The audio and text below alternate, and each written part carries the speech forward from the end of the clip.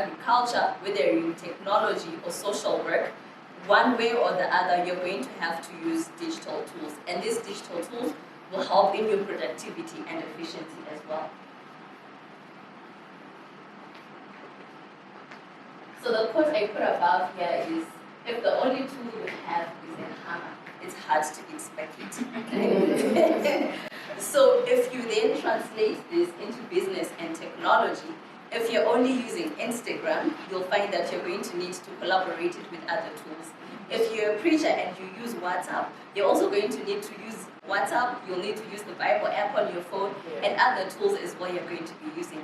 If you're a farmer, you'll need to take stock of your inventory. You might then decide to use Microsoft Excel to make sure that you can keep track of the things you're selling, of the income that's coming into your businesses, and the expenses that you're using.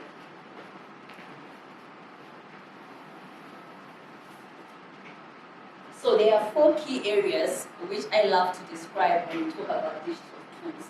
We've got productivity, operational efficiency, marketing and sales, innovation, and customer service. Now, when we talk about productivity, these are the tools that help everything in your organization, in your business, in your startup work seamlessly together. We'll start with project management. We've got different project management tools that we use. I'm not too sure from the development organization what tools you guys are using, but you've got organizations that will decide to use Slack for their communication and collaboration. Some will decide to use Google Workspace to make sure that they've got all of their information accessible to everybody online.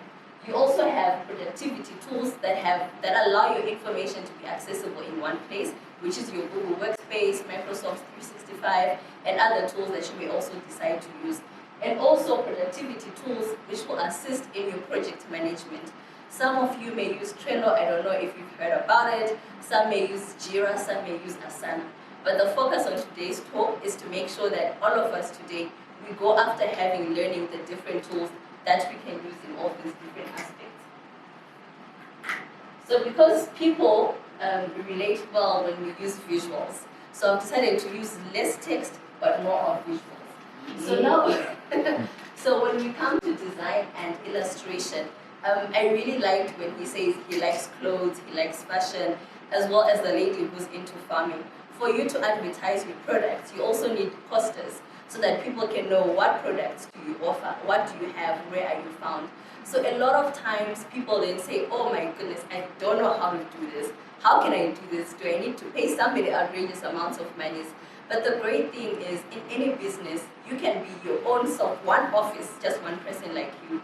And simple design tools like Canva and Poster My Wall, you really don't need to go to school for these things. You can just go on YouTube, teach yourself how to navigate through these different applications, and you'll find that Canva and Poster My Wall, these are absolutely free.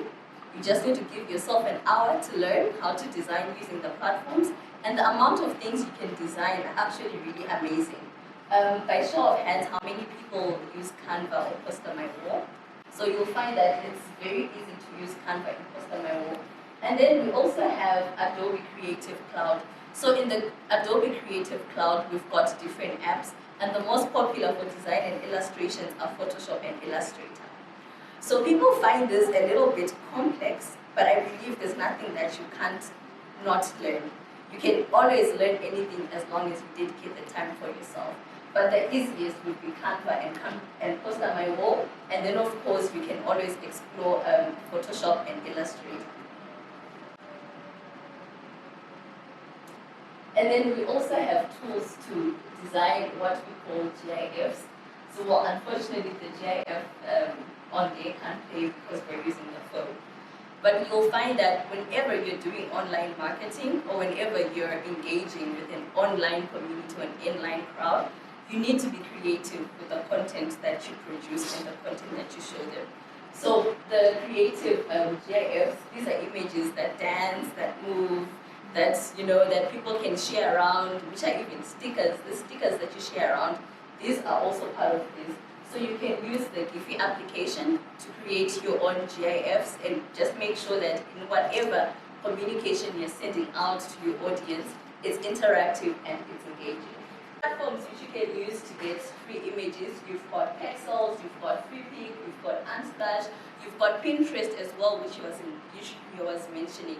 So the platforms are numerous, there are many, but these are the basic platforms you can always resort to when you need to do your design or when you're also looking for inspiration.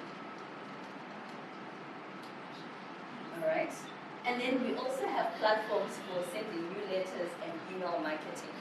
So the one thing that a lot of startups, entrepreneurs, or self-businesses ignore is continuous communication with your audience and continuous communication with your potential clients. Now, platforms like MailChimp and HubSpot and Sender are actually not very complicated.